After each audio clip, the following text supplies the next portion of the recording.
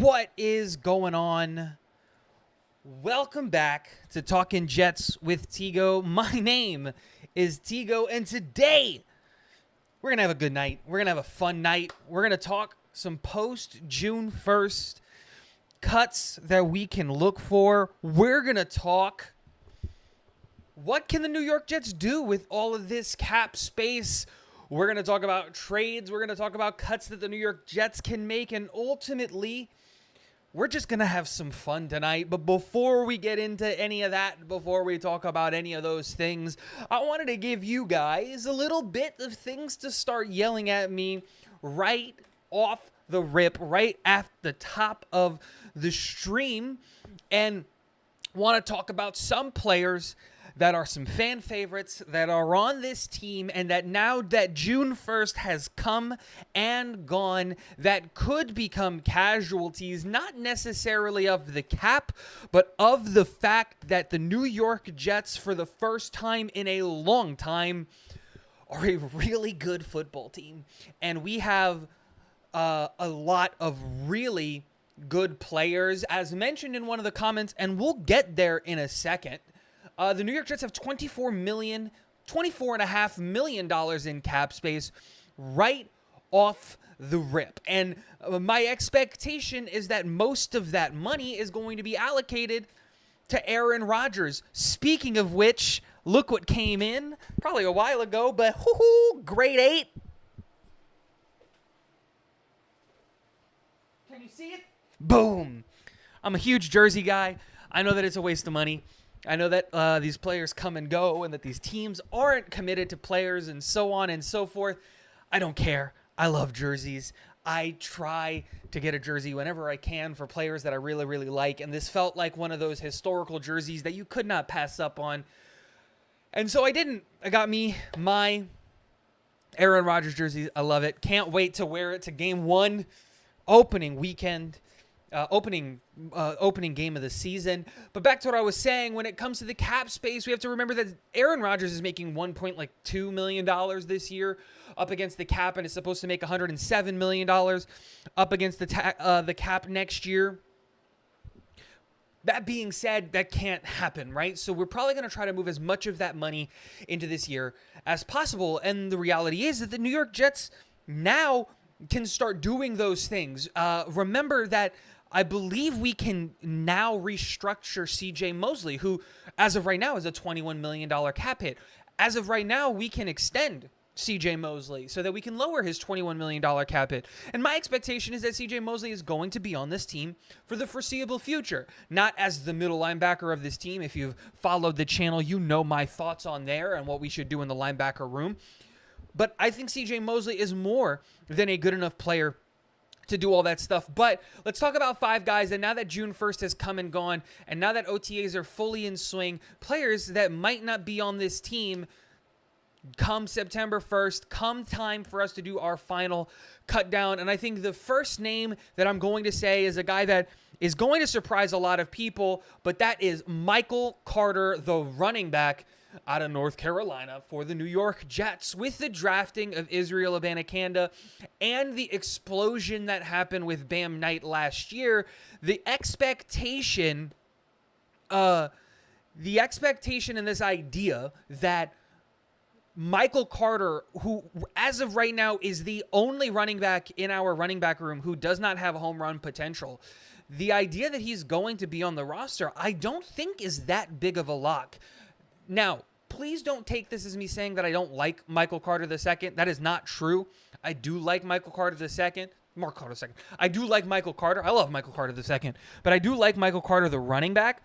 And he would be a great asset for this team. But with how some of these players in this room have been doing such good things, and the fact that we drafted Israel Abanikanda, and like I said, Breece Hall is ahead of schedule. And he's looking like he's going to make it to week 1. If he makes it to week 1, the expectation that the New York Jets are going to carry 4 tight ends, a fullback, and 4 running backs is a little bit asinine in my opinion. And if there's somebody who's not going to make the cut, Michael Carter seems like the odd man out. The next guy on my list of the top 5 surprise cuts that the New York Jets might take is And again, this might be a little bit of a hot take here, is Tyler Conklin, the tight end, and here's the thing.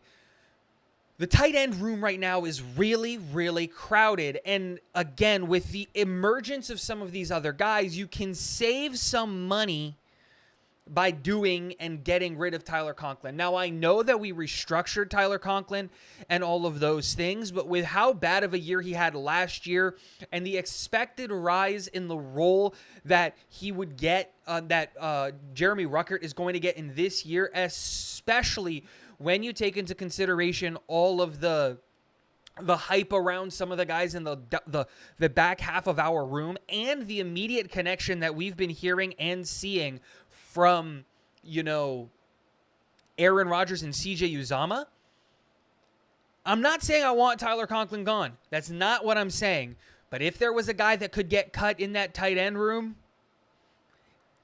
there's a reality that can happen. Moving on, the next guy, and now here's the craziest part with these next two guys, is that, again, I want them on this team, and we brought them back. But the reality is that having them on this team, you got to earn your spot. And so I'm going to start here. Number one is Denzel Mims. Again, this team is crowded as crap. Are one of these undrafted free agents, is one of these year two guys from last year that were on the practice squad going to be on this team? And are they going to earn that spot? I love Denzel Mims' ability and what he can do on this team if he hits his potential. But this is the third coaching staff that is having problems getting Denzel Mims onto this team, and we just keep hearing the same things when it comes to Denzel Mims, and that's a problem. And then the other guy it's a toss-up between these three guys, but they're all guys that we either brought back or signed this year, and the reality is that Wes Schweitzer, Tristan Colon, or Connor McGovern, one of those three guys is not going to make this team. And that's just how it goes. And those are guys that we just signed. But this is a competitive franchise. This is a competitive team. And one of those three guys, I'm counting them as one player, right, isn't going to make this team. And my expectation is that Wes Schweitzer is going to be the guy that's not going to make this team. And then last but not least, the surprise cut that no one would expect, and I kind of don't expect it, but I wouldn't be surprised if it happened, is defensive tackle Al Woods. Now, before I start getting yelled at, and I saved this one for last one because it's a defensive guy, and two, because this is the one that was going to get the most hate. Why are you going to get rid of a defensive tackle, especially a run-stuffing defensive tackle? Oh my gosh, we don't have the defensive tackle talent, blah, blah, blah, blah, blah. Okay, I got it, right? Calm down. But the expectation is that Quinnen Williams is going to sign a deal sooner rather than later. So we got Quinnen Williams, and that's all that. Quentin Jefferson is a guy that I really, really actually like to be a Sheldon Rankins-esque type of player. Now, I don't think that Quentin Jefferson is as good as Sheldon Rankins, but I think that he can fill that role more than well and good enough in those situations. And here's the biggest kicker. With Jeff Ulbrich saying that the expectation is that Jonathan Franklin Myers and Michael Clemens might see more time inside, that does free up a little bit of space in terms of having the guys in the middle of that defensive line if they can play multiple positions. Now, I think people are overhyping that comment specifically and saying, oh my God, JFM's finally going to play inside. I don't think that's what's going to happen. I think that people are overblowing that, and if you guys want me to go into that, I can. Just leave a question in the comment section, and I'll get to the comments real soon once I'm done with my thing. William Sprague, thank you for joining the Talking Jets with Tigo Navy. Thank you so much. Appreciate you. Thank you, thank you, thank you. Can't thank you enough. Welcome to the Talking Jets with Tigo Navy. Guys, for less than a cup of coffee a month, you can become a part of the Talking Jets with Tigo Navy and directly support the channel in a way that I can ultimately come back and do all these things, me going to the Jets game and all that stuff. None of that would have happened if it wasn't for you guys, so I really, really appreciate it. But also, I really, I want to get new lights. I want to get new camera. I want to improve the studio. My walls are pretty bare. I want to put some stuff on there. So if you guys want to support in a way that isn't just subscribing, which is the only thing I'm ever going to ask you guys to do, is to hit the subscribe button, because that's the only thing I need. I would greatly appreciate it. Fungus Among Us, thank you so much. Also joining the Talking Jets with Tigo Navy. Thank you, thank you, thank you, guys. I appreciate it. But let's hop into some comments. I've been seeing y'all yelling at me. Let's see what's going on. If we pay Will McDonald and Joe Tippmann and AR and Big Q, does it affect the $24 million that we have post June 1st or no? From my understanding, those guys are already signed. Let me look it up. Control F. McDonald. Will McDonald is technically already signed onto the... Oh, no, he hasn't signed his contract, but his cap hit is on the team, and so is... yeah, so both of that money, Zachary, is already on the... on the cap hit for what their thing is, what they're going to be this year. Now, that may change a little bit in terms of you might see a million-ish dollars here or $1 million-ish there, but the expectation that the number is going to really bite into that $24 million, I don't think is actually real. I think what's going to end up happening is the New York Jets are going to be closer to $23-ish million once those two's rookie contracts hit the books officially. That being said, don't forget that there's still money on the board that we can save, and there's still things that we can do when it comes to cap hits with Corey Davis, with CJ Mosley, and some other guys that are still making some good chunks of change that we can free up space. But and here's the other thing, Zachary, when it comes to this is... Quinnen Williams, his contract, once we sign him, is actually going to save the New York Jets money, in my opinion. Quinnen Williams right now is a $10 million cap hit, and because of how stupid and silly the cap is, my expectation is that his salary cap hit is going to be somewhere in the $7 to $9 million cap hit range. So he's not actually, I think, going to affect this year or next year's cap in a negative way. My expectation is that the New York Jets are trying to create as much cap space this year so that they can move as much of the $107 million that Aaron Rodgers is due next year into this year. As it stands right now, the New York Jets are negative $51 million in cap space next year. And so a big chunk, if not all of this money, in my expectation, is headed towards Aaron Rodgers, and that's why some of these guys might become casualties in sense of, one, we've got really deep rooms, but two, just we can do it. For example, Tyler Conklin would save $3 million if we moved on from him. Now, do I think that we do that? No, but we can, and that's the point. There are ways that we can save money, and there's that. Fungus Among Us, who just joined and became a petty officer in the Talking Jets with Tigo Navy. Thank you. What's happening, my guy? K Yeti in the house. Hawk in the house. Michael Clemens is a beast up the middle on very clear passing situations on 2nd and 9, 3rd and 11. In those long yardage situations, my expectation is that the New York Jets are going to bring in some of these exterior pass rushers who are really long and strong, a.k.a. your Jonathan Franklin Myers, your Quinnen Williams, who isn't an edge guy. I don't know why he said his name, but I meant to say is Michael Clemens. Those types of guys, even Jermaine Johnson, those types of guys who are really strong and really long is going to be able to, they're going to create space and penetration up the middle, and that's what you need when your expectation is on one of those pass rushing sets. You're going to have to double team Quinnen Williams, because if Quinnen Williams knows that he can pin his ear back and just rush the passer, watch out, because that can... what are you going to do? You're double teaming Quinnen Williams. It's just ineffective. And then you go and you say, boom. Nice, Tigo. I just got my Quinnen and AVT jerseys in yesterday. Got a Rodgers one from my younger brother. Awesome. I want to get an AVT jersey badly, but I think I'm going to wait for the second contract. If AVT gets his second contract, that's probably going to be my stealth black jersey, because I have Zach Wilson, Geno Smith, and obviously Aaron Rodgers all in green. I always get the quarterback jersey in green. And then I have Sauce in white, because I like the white jerseys, and Sauce's, should be everybody's favorite player, right? And then I wanted to get an offensive or defensive lineman in stealth black. And who knows, I might get Quinnen and AVT, just because I'm a jersey guy. I like the jerseys, especially for players that are so important for this franchise, especially long term, in my opinion. So I'm probably going to get those guys in stealth back. That's awesome. Love it.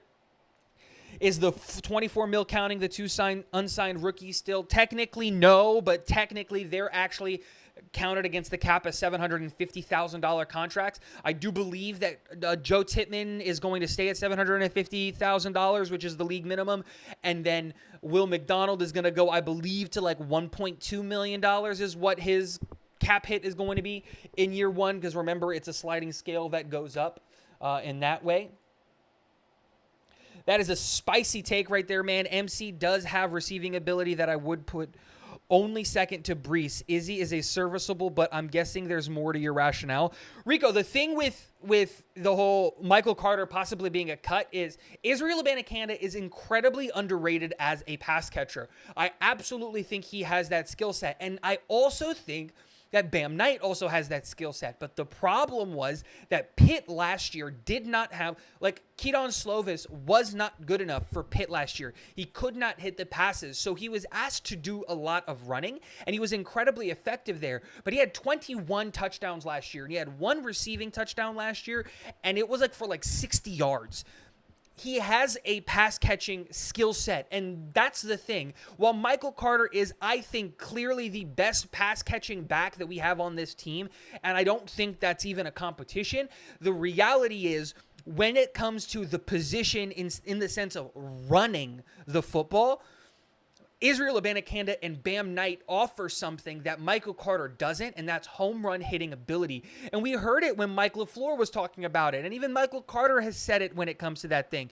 And when you look at all of the stuff that's going on, if he gets to open space, the safety or the corner is going to catch him. Where I can't say that about Izzy or Bam. And obviously you can't say that about Brees, right? But with Izzy or Bam, if they get open field, you're not catching them.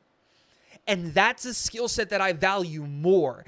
And then the reality is that the other player that's really pushing for that fourth running back spot is Nick Bawden. And Nathaniel Hackett loves using fullbacks. And Nick Bawden is one of the best fullbacks in the league. When you look at his grades and what he did for 9 games for the New York Jets, he graded as the third best fullback amongst all fullbacks that were graded in that spot. And the other two guys are like guys that you want on your team. Kyle Juszczyk and Picard from the Ravens. Those are the fullbacks coming back, especially in West Coast systems. Nick Bawden, in my opinion, is going to make this team, and the guy that he might be taking a job from is Michael Carter. Now, again, that's not what I want. I don't want him to lose the job because of that.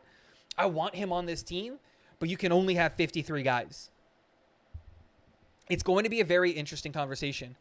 Hawk, Jets staff love MC and expect him to take a heavy workload off Brees to start the year. Yeah, I totally get that. But what happens when Israel Abanikanda shows more promise than, Michael Carter because of his explosiveness? What if you start seeing that, Bam Knight starts showing more promise than Michael Carter? And Michael Carter's going into the last year or the second to last year of his deal. And there's no expectation that we're going to bring him back. And cutting him doesn't cost you anything. Again, this is a cutthroat business. There are guys that the staff like that are going to not be on this team. And again, I like MC, and I like him a lot, and I think his skill set really, really fits what this New York Jets offense is going to try to do. But if we're going to carry 4 tight ends, and Nick Bawden is expected to make this roster, and we're going to carry 6 wide receivers, and the expectation is that we're going to carry 9 or 10 offensive linemen, like you only have 53 spots, and you're already what? So you got to have the 10 cornerbacks and safeties. You got to have. You're probably looking at 10 defensive linemen, interior and exterior included. You're already going to take one player away from the linebacker room because we don't use the linebacker room that often. Again, you have to fit 53 guys on this roster, and some of these guys just aren't going to make it, which sucks.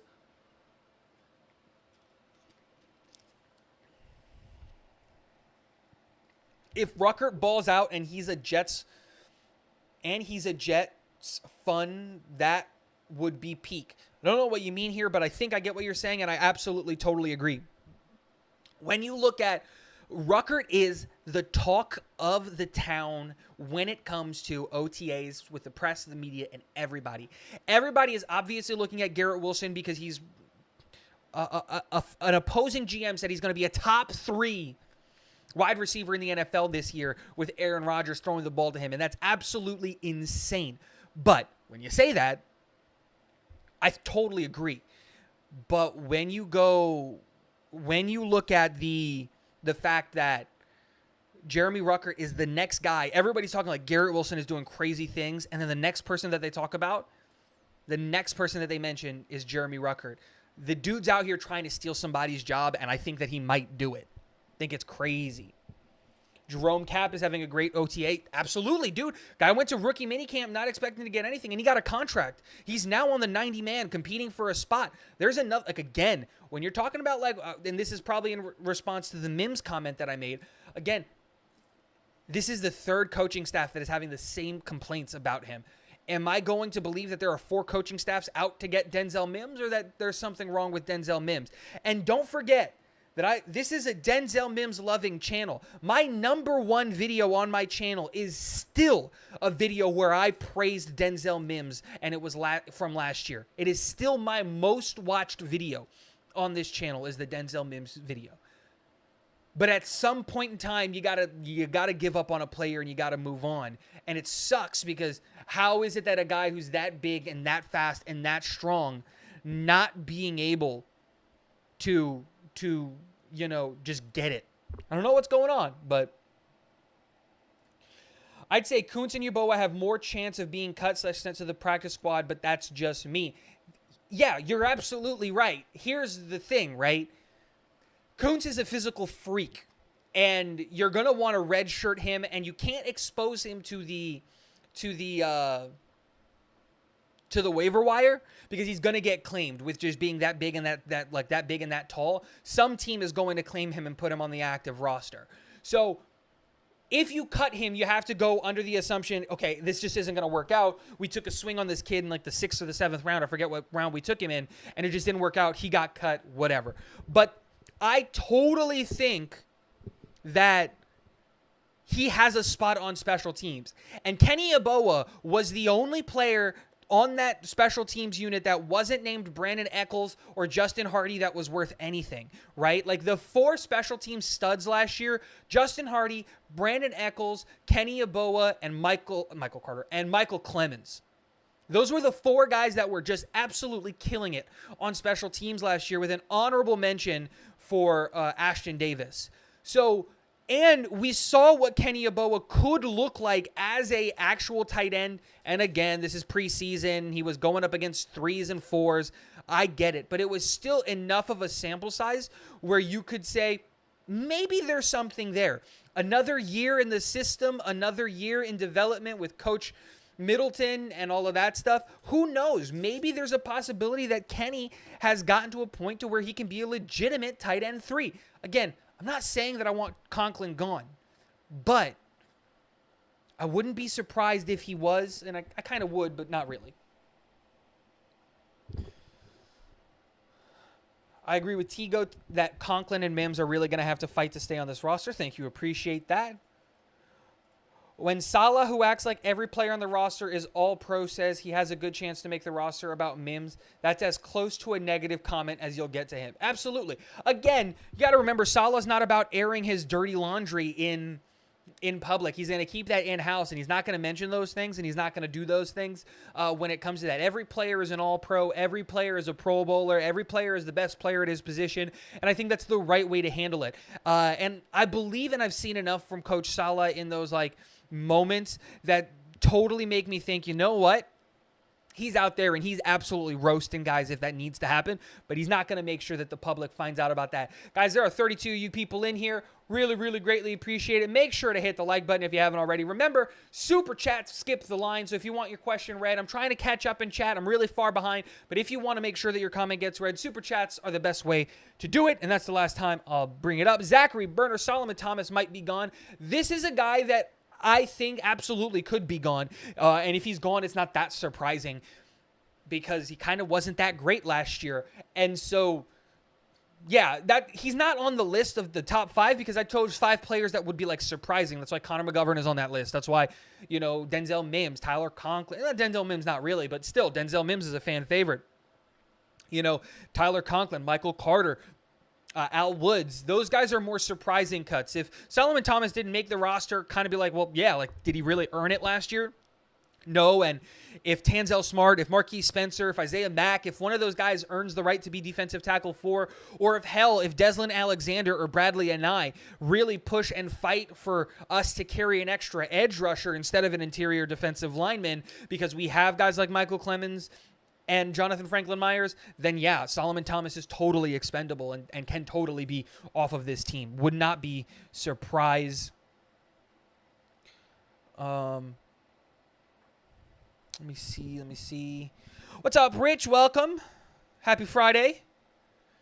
What's your thoughts on Lazard's words about AR being so happy and looks hungry for it on flight 2023? That was the expectation the moment that we traded for him, right? Like, when you have a team that totally just threw you by the wayside and did all of that, like, they just moved on without ever communicating that was what they were leaning towards with you.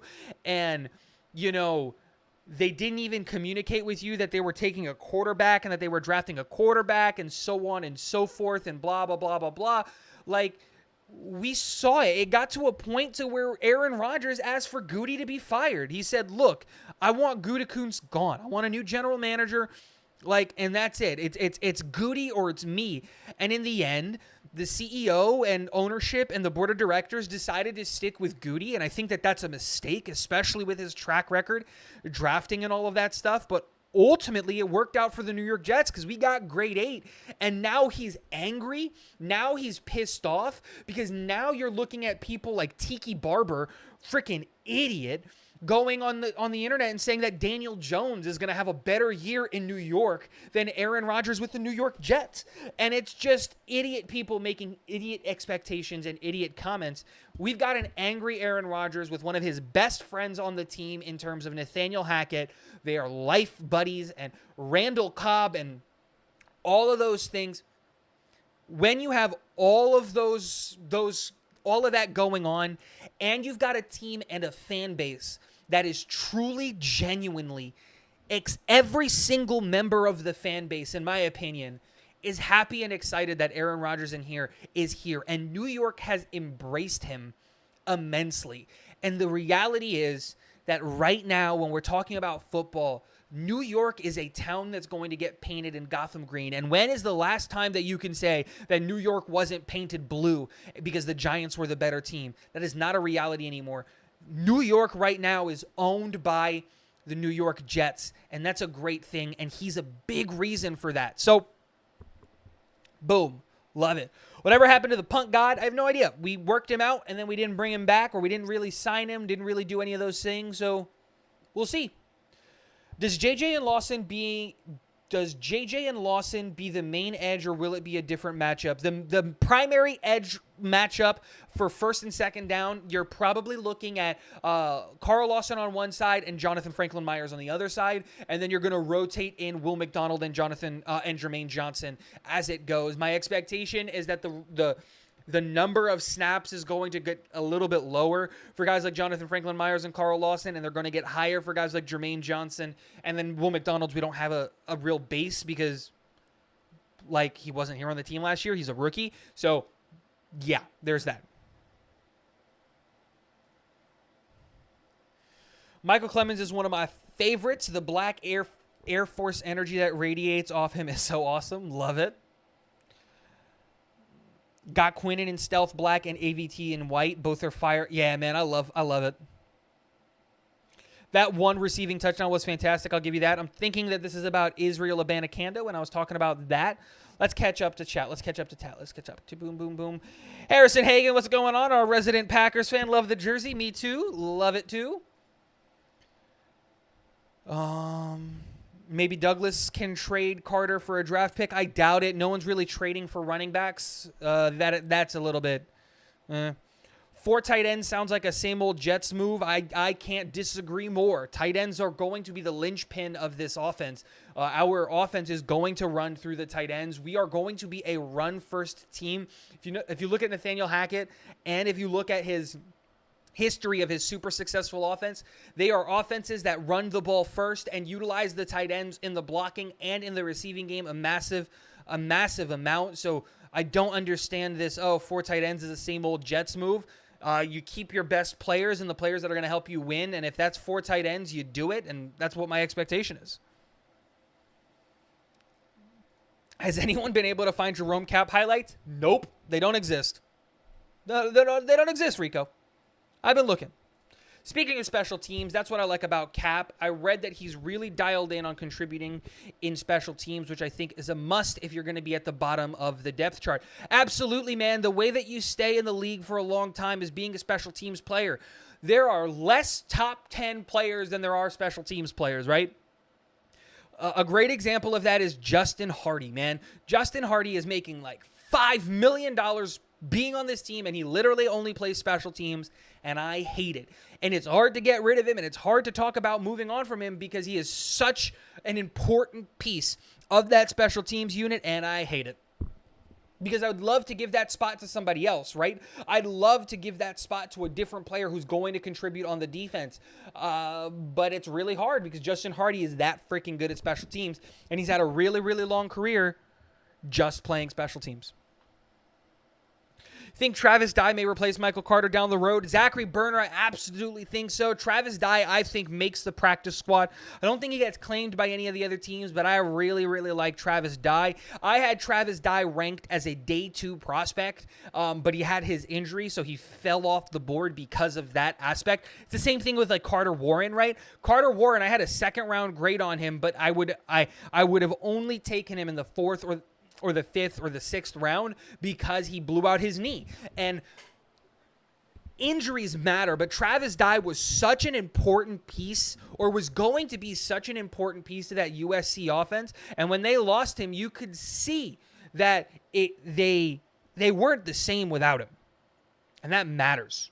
It matters a lot. Matters a lot.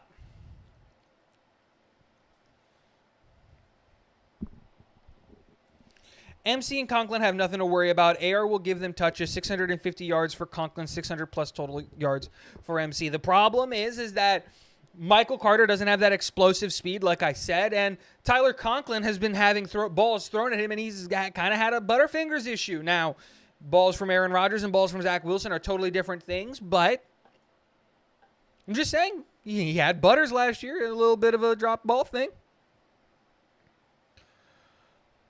Y'all notice that any player that plays for us at the end of their career loves us. Willie Colon, Brandon Marshall, Ladinian. I think Rodgers is feeling that love that we give to great players that still ball. Absolutely, man. Like, whatever happens, no matter what people are going to say or the expectation or whatever it is, playing in New York is one of the best things that you can do, and playing for the New York Jets is one of the best things that you can do when it comes to being beloved by a fan base, and that's totally because we embrace our players wholeheartedly, and we wear our hearts on our sleeves. And while, yeah, we're easy to criticize and we're easy to jump on players, not this guy, I tend to forgive and hold on to the belief of players for maybe just a little bit too long, but when you look at, like, what we do, and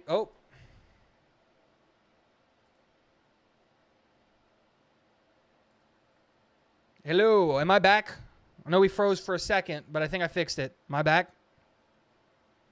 Can someone give me a thumbs up? Let me know if I'm back in the chat. One of the members drop a Tigo heart in the chat. I want to make sure that we're not frozen. We good? Thank you, Zachary Berner.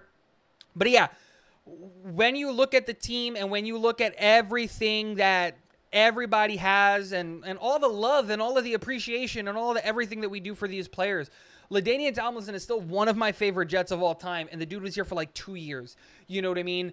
I have been searching high and low for a Chad Pennington jersey that's in good condition because I loved Chad Pennington and I grew up watching him. Should I love Chad Pennington? Probably not. He didn't really win anything for this team. Do I care? Absolutely not.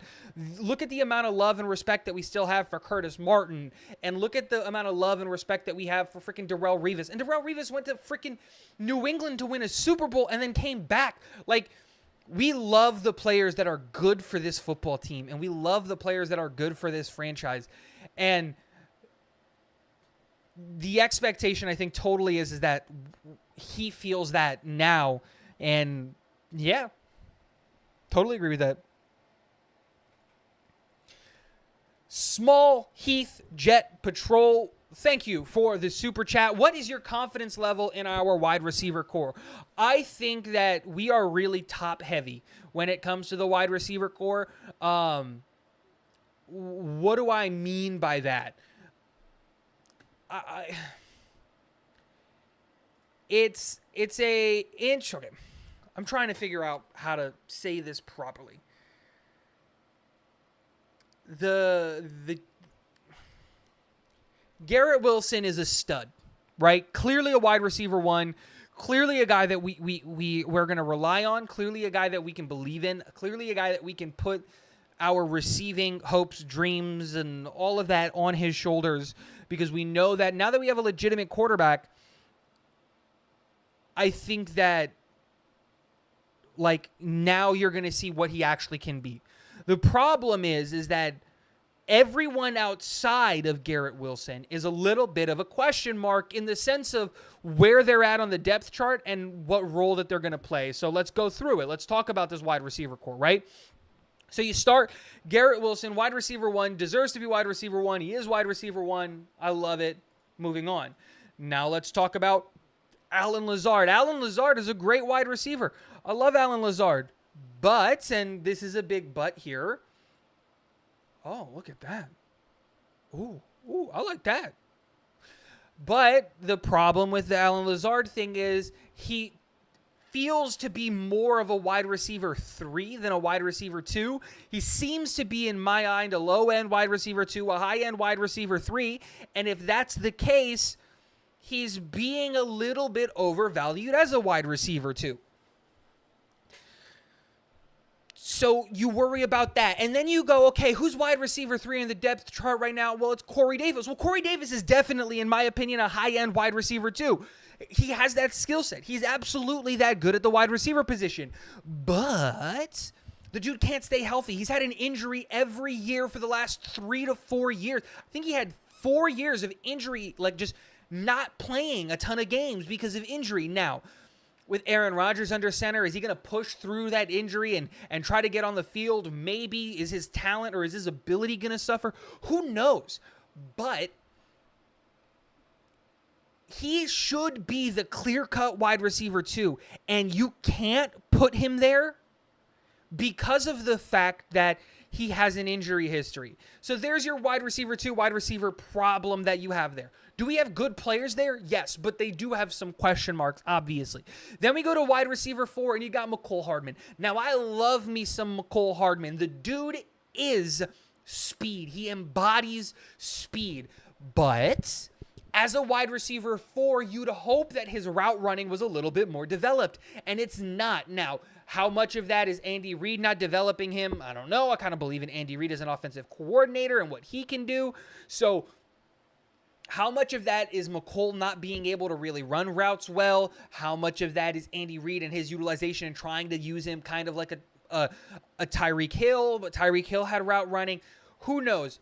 And the other part with Mecole Hardman is also injuries. Mecole Hardman is going to be the most explosive player in our wide receiver room. He has game-breaking speed, over-the-top threat every single time he's on the field.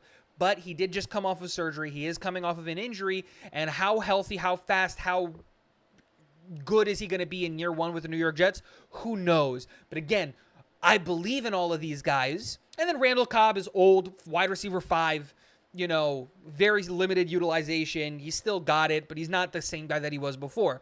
So again, while I believe in this wide receiver room and I think that we have some really good players, it is still something that I am concerned about because of the fact that, like, outside of Garrett Wilson, We're either overvaluing a player, like when you look at Alan Lazard and his skill set. We're undervaluing a player because he can't stay healthy, like Corey Davis. Or there's a guy who has a ton of upside, but also has an injury history and has been in the league for a little bit. McCole Hardman, is that there? And then just Randall Cobb's old. But yeah. All right. Lazard is good, not great. Jets Mess says it perfectly here. He's good. He's just not great. Where's the speed threat wideout? McCole Hardman. McCole Hardman is being completely overlooked. Once he's fully healthy, he's going to be an absolute weapon. The reality is that this absolutely can be true. But history has shown us that he has been a one-trick pony. And you kind of have to, on very clear man coverage situations, that's where he's going to excel. And he needs to improve on his route running for him to really, really be the weapon that I think that he can be. Because I think McCole Hardman has wide receiver 2 potential because he's that fast and he can break games like that. But it all comes down to, can he develop his route running ability? What if Daniel Jones has a better season than A-Rod? You've been watching too much Tiki Barber. I love Reed, but he was never a developer of wide receivers. The best wide receivers he had on the Eagles was T.O., who he didn't develop, and then Jeremy Maclin, who came into the league with a decent route running. Look, I don't disagree with the history of it, but I'm just saying, as an offensive coordinator and offensive play caller, I tend to believe in Andy Reid. And that's not me trying to take anything away from McCole Hardman. You're absolutely right, Rico, and this is a great point that I did overlook. But prove it. Like, that's the biggest thing that I would say when it comes to, McCole Hardman. Prove it. Prove that you can do it. Prove that you are that guy. Prove that you can do what the expectation that a lot of Jets fans and a lot of Kansas City Chiefs fans had of McCole Hardman. Prove it. That's all I'm going to say that. McCole would have been LaFleur's wet dream with all those jet sweeps. Ooh, you're not wrong. You're not wrong. He loves him some jet sweeps. Loves it. Hackett can take a guy with a limited skill set and use him for what he's good at. The opposite of what LaFleur did, which was try to make wide receivers learn the route tree for 4 positions. That doesn't change with Nathaniel Hackett. Nathaniel Hackett comes from a very similar version of the West Coast offense. And a West Coast offense is always going to ask a lot out of your wide receivers. And wide receivers need to be able to motion and to do those things, or they're not going to get their abilities there. The thing that really benefits us is that who also runs a West Coast variation of offense, the Kansas City Chiefs. So McCole Hardman is going to be absolutely, his skill set is going to be utilized better because obviously Mike LaFleur didn't know what he was doing when it came to that. But the expectation should be that all of the wide receiver positions, because Aaron Rodgers has so much control of the offensive line. He has so much control to get out of plays, get out of certain formations, motion guys, and to do all those things. He has so much control at the line of scrimmage that, for you to see any type of time on the field, you got to be able to step that game up. Harrison Hagen, IDK, how I feel about Lazard at number 2. In my mind, the Jets should go get D-Hop. As a Packers fan, it reminds me of only having Devontae Adams and no clear number 2. I get what you're saying, but D-Hop isn't the answer. One, D-Hop is trying to get paid, right? He wants a $18+ million contract. He wants to be paid like Odell Beckham Jr. That's what he's looking for, and he's come out and he said it himself. He's prioritizing money over winning a championship. That's why Kansas City, Buffalo, the New York Jets, they're all out on him. You know what teams are in on him? The Carolina Panthers, the Houston Texans, and I think that the number 1 team right now that is probably going to end up with DeAndre Hopkins are the Houston Texans. They have the cap space to go out and blow a ton of money on a number 1 wide receiver. His family still lives in Houston. He lives in Houston in the offseason. It makes sense for him to go back to Houston, and there you go. Do you think LaFleur has any legit input with the Rams offense, or is it like McVay's show, or is he just there to nod and reinforce what McVay is saying? Rico, it's a weird combination there, because I think what's really happened, Mike LaFleur, for all of his shortcomings as an offensive coordinator, which very clearly he did have. The reality is that he is one of the Mike McVay. It's Sean McVay. Yeah, Jesus Christ. He is one of the smarter offensive minds when it comes to the NFL. He doesn't know how to execute it when it comes to play calling. Understand that play calling is its own skill set. It's its own beast.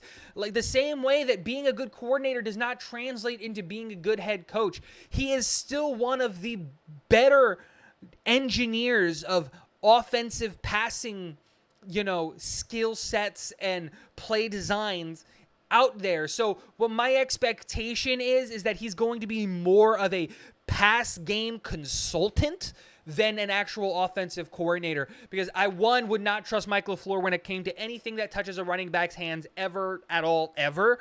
But if you're talking about scheming wide receivers open, we know Mike LaFleur can do that.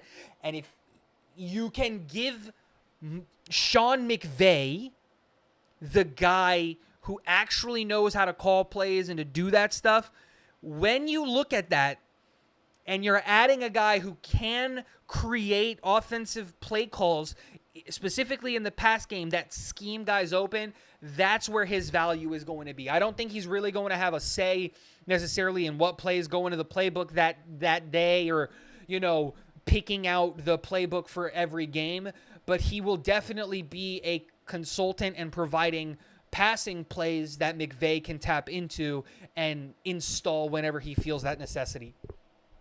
Hope that answers that question. Great question there. Mike LaFleur kind of reminded me of a stubborn kid. He does what he wants his way, and when he does it the way you say and it doesn't work, he's like, see, told you. Yeah, absolutely. LaFleur went to the Rams, right? Just wondering what they saw in him. Last name goes a long way. It's like I said, he went to the Rams because, the reality is, like I said, he's a really good play design.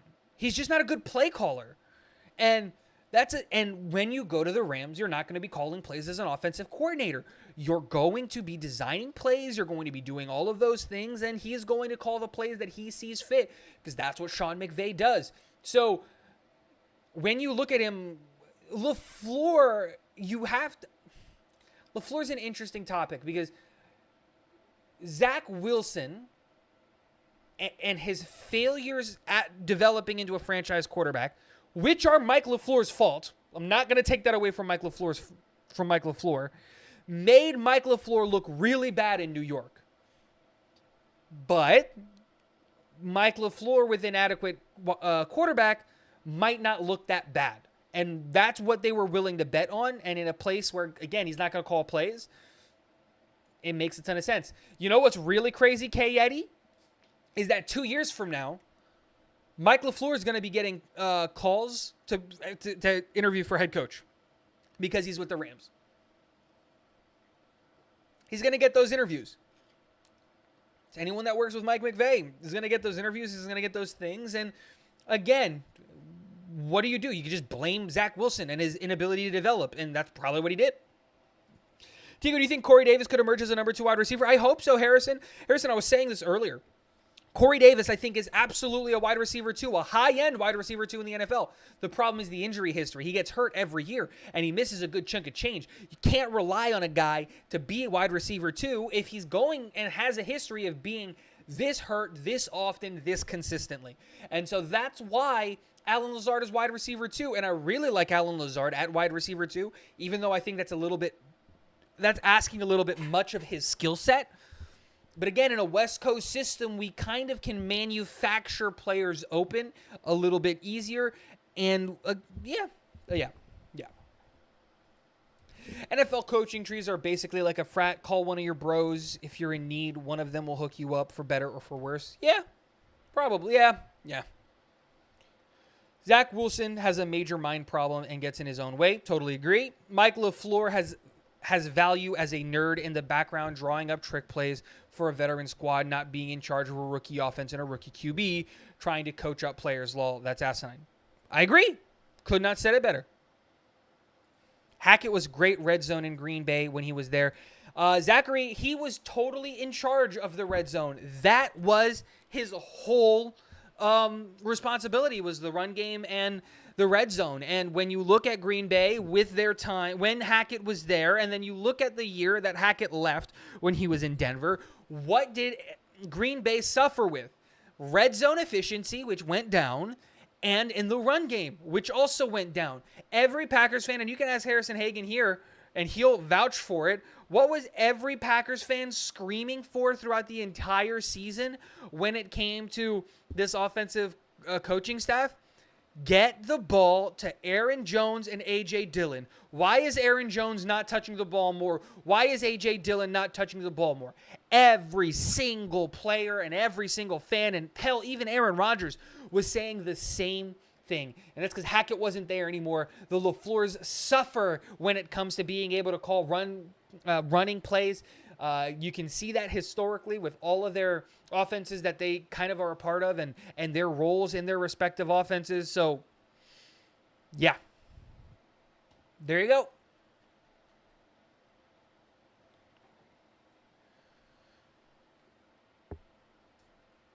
That hire was nepotism at its finest. Let's hire the brother of the guy who was my best friend and was the best man at my wedding. I think nepotism definitely played a big part of that, and to say that it wasn't is obviously going to be me just lying through my teeth. Same thing with the Nathaniel Hackett hire, right? It's these guys have worked together before.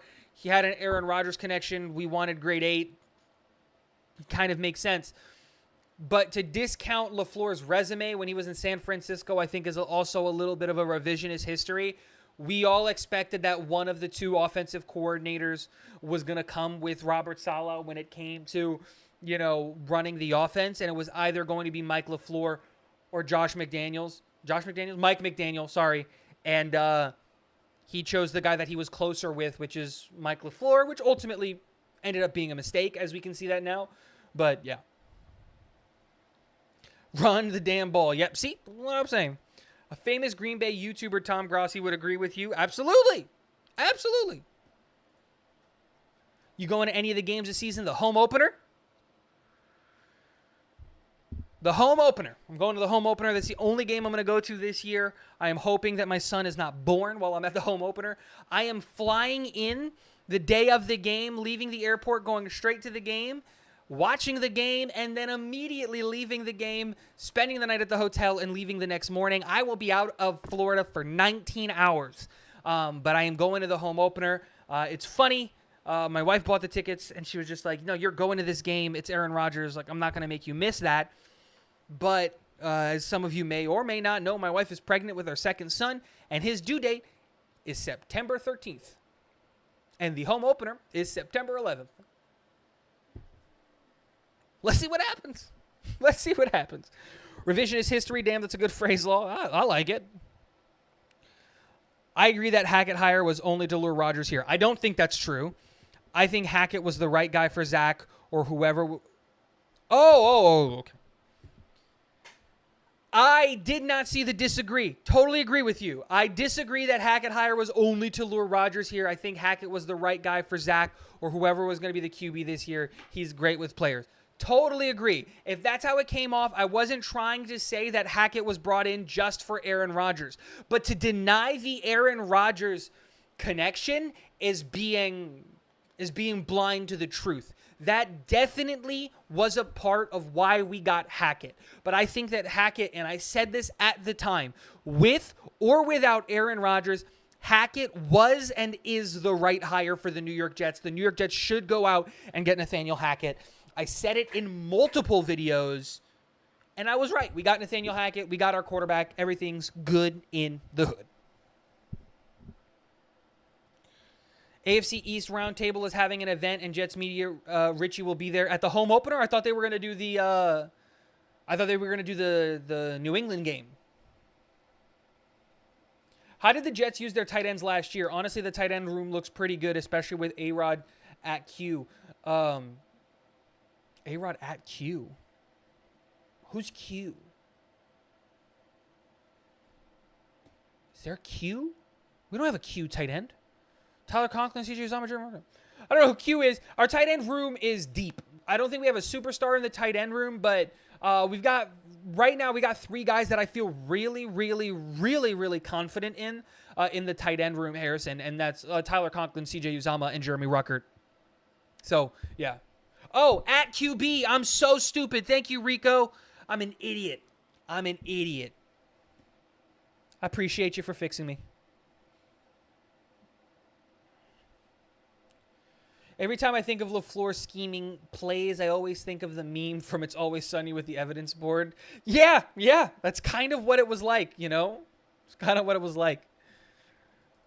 I've been watching Rodgers Hackett highlights from the 2 MVP seasons to get a gist of how they play call and what the offense will look like. Boy, we are in for some treats. Here's the thing, Hawk. The only time that that was a lot of Matt LaFleur and not Hackett, because remember that Matt LaFleur calls the plays in Green Bay. If you want to see what we're in strive for, you got to look at specifically the red zone and running plays, because that's where Hackett was really involved. Now, again, he didn't call the plays, but it was just like, hey, this is the red zone scheme. This is what we should do in this situation. And then here are the 3 plays that I like, and then Matt LaFleur would pick his plays. I think a better example of what you should look at, and I know that this is really, really weird, but look at that AFC Championship Jaguars team from a couple of years ago. That's where you can really see what Nathaniel Hackett is as a play caller. And even then, he wasn't really running that wide zone West Coast system that I fully expect that he's going to bring to the New York Jets. Now, the really good part about Nathaniel Hackett is that he's not going to be just a wide zone run. He's going to run wide zone, inside zone, power gap, all of those different running schemes because, again, he's been in a lot of offenses that do a lot of different things, so he has that knowledge.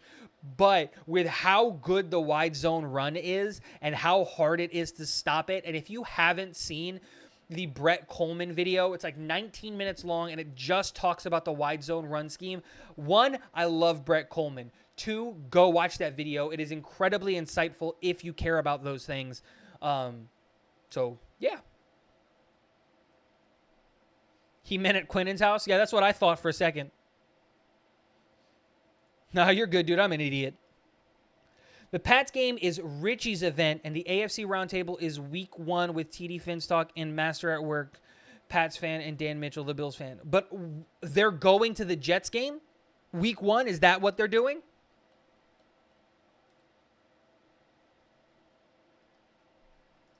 I don't know. I don't really follow Richie and the stuff that he does all that much. What, Dom C? What's up? It's good, Dom. Love you. He ran an inside zone with the Jags because Leonard Fournette doesn't have the best vision, and you need that if you're running an outside zone that allows running backs to pick their spot. Absolutely. Rico said it perfectly. Rico knows what's up. Brett Coleman is the GOAT. Yes, he is. See, this is why Rico knows his stuff, because he's been watching Brett Coleman just like I have. I love Brett Coleman. Oh, look at that. I was unaware of that. I might have to reach out to Richie, see if we can see what he's doing, where he's doing, what tailgate he's going to, and all that stuff. Like I said, I'm going to week 1, but I have no idea what I'm doing or any of that stuff. Like I said, I'm flying in Monday morning, renting a car, and then going to the stadium, and then just hanging out there until the game was over, and then I'm leaving the stadium and going to the airport and sleeping until I catch my flight, because my flight is at 6 in the morning, so that I can get home at like 7 or less, so I can get home at like 9. Said, I'm going to be gone for 19 hours. I'm not missing the birth of my son. I told my wife that if she gives birth to my son while I'm in New York or New Jersey, we're fighting. Yeah, because she has control of that. I'm such an idiot. Alrighty. 30, 40 of you guys in here. Make sure to hit the like button if you haven't already. We're at 28 likes. Greatly appreciate it if you did that. Love all of you guys. Tigo, you should watch that franchise guy. He makes in-depth videos of each team. I am subscribed to that franchise guy. I can't sit through his videos. You know what I mean? I need to watch his videos in chunks. I don't know what it is about it. I don't know what it is about it. Like, I don't know. You know, there's like some content creators that like you enjoy their content, but like you just can't sit and watch all of it in like one sitting. That's how I feel about that franchise guy. He's like, he puts out great content, but like I can't just sit there and watch him. I don't know what it is. Lol, you better not go into labor. That was funny. Again, our first son came early, so my expectation is that this son is going to come early and that like he's going to be born like September 3rd. That's what we're calling when it comes to like his birthday, is that he'll be born 9/3. But if the game is starting to come up and we're not and she still hasn't gone into labor and like she hasn't gone into like pre-labor and all those things, I am going to be so worried. Like I'm going to get on that flight and I'm not going to turn off my phone. I don't care. That's probably a good idea. It's probably a good idea. Again, he makes great content. I just have to take it in like 5 to 10 minute spurts, and his videos are like 30 minutes long. They're like 20 to 30-ish minutes long. And so I sit for like 5 through 8 minutes and then I pause it and I go do something else or I watch something else. But yeah. I feel that way about Jackson Kruger Sports. I can't watch it because he doesn't write a script for his videos and he just rambles on incessantly. And the thing is he's smart, man. Jackson Kruger is another one of those guys where he's incredibly smart, but there are just some times where like that type of I don't write scripts, right? I come up with bullet points and then I just go and then I do one take until I find a good take, and that's when I upload it, right? And that's just to save time so that I don't have to edit, so I don't have to do all those things. That's what I do. But like, dude. And like, you can't do that type of content and then ramble. You know what I mean? And he's smart. He knows what he's talking about. And I like his content, but he's another one of those guys where I just can't sit through and watch it. I got to do it in like 5 to 10 minute spurts. But I am also subscribed. So, planning anything for the Canton game? Zach, I'm a stay-at-home dad. I'm unemployed. I ain't made of money, dude. I have an 11-month-old who's going to turn 1 in 11 days, okay? I have a 1-year-old. Let's be real here. I'm having an emotional breakdown. I can't handle this. He's right there. He's sleeping. That's him right there. He is going to be 1 year old really, really soon, and I don't like it. And the kids are expensive, and we're about to have a second kid, and I am a stay-at-home dad. Zach, where is all this money to be able to go to the Hall of Fame game? If it was up to me, I'd be at all 17 games, dude. But flights out of Florida are really hard. They're really expensive. And I've tried, Zach. It's not that easy. It's not that easy, okay? I've tried. You only need one kidney, and they're worth about $250,000. But no one, if you know someone who's willing to take my kidney and sell it for me, hit me in the DMs on Twitter, my guy. I've told my wife we should sell the house and live under a bridge so that I can watch all the Jets games. But she's selfish. No, I want to raise our kids in a house. To be honest, I don't like Jackson Kruger's takes, but I love the dude. There's a lot of guys like that where it's just like, oh, God, just shut up. Like, what are you saying? And then you're just like, oh, okay, whatever. You're fine. Okay. Yep. Doing that is still better than saying, and that doesn't mean he can't, but what I'm trying to say, and if you look at it this way 10 times, like he's a lawyer spouting off a disclaimer on his opinion. The problem, Rico, is that on the internet, it's very hard to say something without offending some people. And some people try really, really, really, really hard to not offend people. And that's a problem. Like, the reality is, stop caring what people think ever. Like, it doesn't matter, right? Like, it just doesn't matter. But you can tell, like, what it's easier because I only talk about one NFL team. So if I get Packers fans mad, I don't care because I don't have to deal with Packers fans regularly. And that's why I was able to just roast Packers fans not named Harrison Hagen, because he actually makes sense and has a sensible take and is a nice and likable guy. But the problem is that when you're trying to pander to 32 franchises, it's kind of hard to do it. It's impossible to do it. You're going to get some people mad. And like the reality is that like there aren't positive things to say about all 32 NFL teams. That's just the reality of it. It's hard for me to find a positive thing to say about the Houston Texans. It's just hard, right? Like, we have no idea what DeMeco Ryans is going to be as a head coach. No idea what, CJ Stroud is going to be. They don't really have a wide receiver room that's worth a damn. Dameon Pierce is great. Is it Dameon Pierce? Was it Pierce? I don't remember which running back they took. Like, it's great, but there's that. The offensive line got better, but what is Kenyon Green? What are their tight ends? Oh, no, they got Schultz. I forgot that. They brought in Schultz from Dallas. That's a great pickup for them. Like, it's hard. Derek Stingley Jr. is a whiff and just a miss, and hopefully he can turn it around and be worth of that number 3 pick, but that's just a miss, especially with Sauce Gardner being right there on the board and you missed on him. Again, it's hard to say positive things about all 32 teams, and when you can't say something positive about your team, you're going to get roasted, and he doesn't want to get roasted and all that stuff. I don't, Zach. I personally don't. And it's funny. I watch Jake Asman's radio stuff, but I don't watch Jake Asman's Jets stuff. Jake Asman, the biggest problem I have with Jake Asman's content is that it's too long form.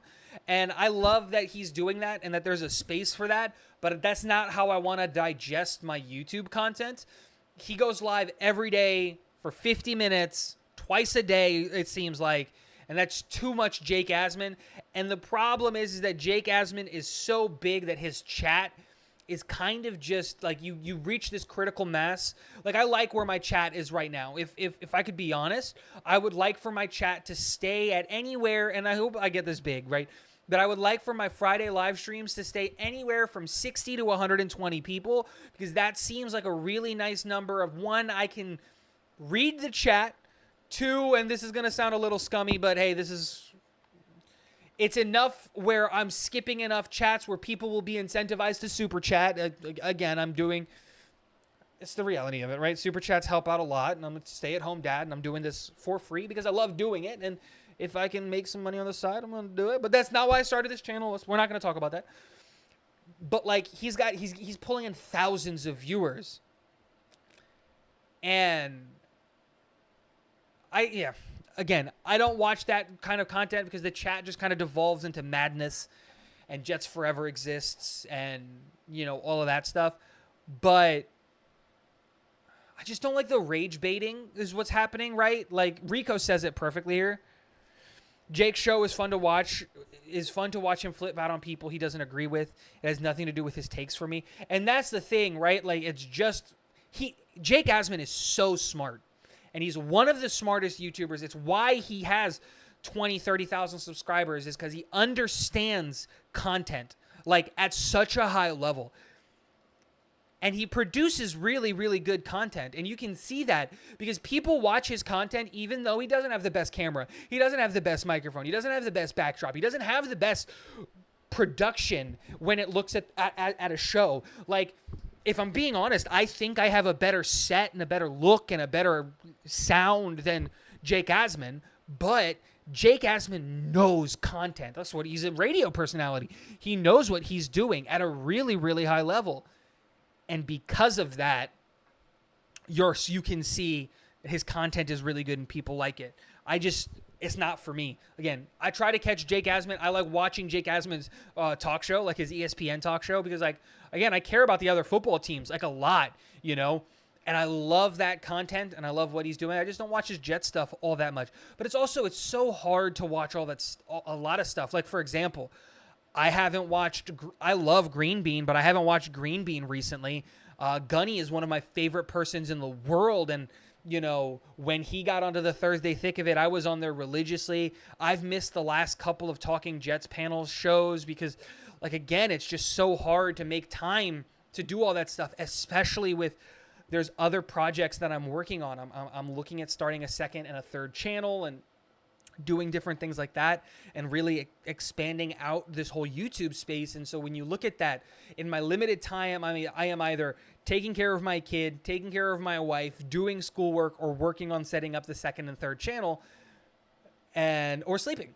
And I very rarely have time to do that. So yeah, it's hard to take in a bunch of content, which sucks because I love those guys. Like the same thing with like Matt O'Leary. I love Matt O'Leary, and like I text Matt O'Leary like weekly, and we're talking about just random stuff. But I have a hard time catching his content. It just sucks. They don't pay state income tax. Found one good thing for you to say about the Texans law. Hey, there you go. Chiefs Live, what's going on? How are you doing?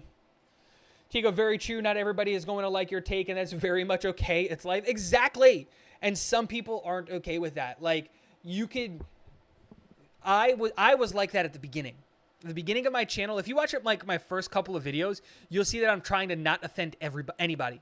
But then I realized, like, that's not what people are coming here for. If I'm just an agreeable person and I don't have a unique personality or a take or anything, no one's going to care. So, like, dude, just say what you think. And I get yelled at for it all the time. Dude, I was pounding the table for Max Mitchell, and I was the only one doing it. And I got ridiculed for it. Who was right at the end? I was. And if I didn't stick by my guns, I wouldn't have been able to take off that payoff, you know? And for members of the chat, if you haven't seen already, you can show Max Mitchell some love in the chat with the Max Mitchell emote. Boom. Do that if you love it like I do. And yeah, so that's that aspect of it. And then, yeah. Who's going to be the team MVP for the Jets not named Aaron Rodgers? Garrett Wilson on offense. Quinnen Williams on defense.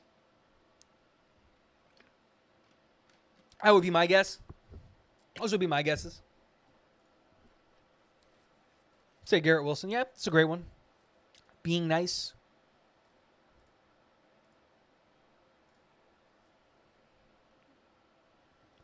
Alrighty.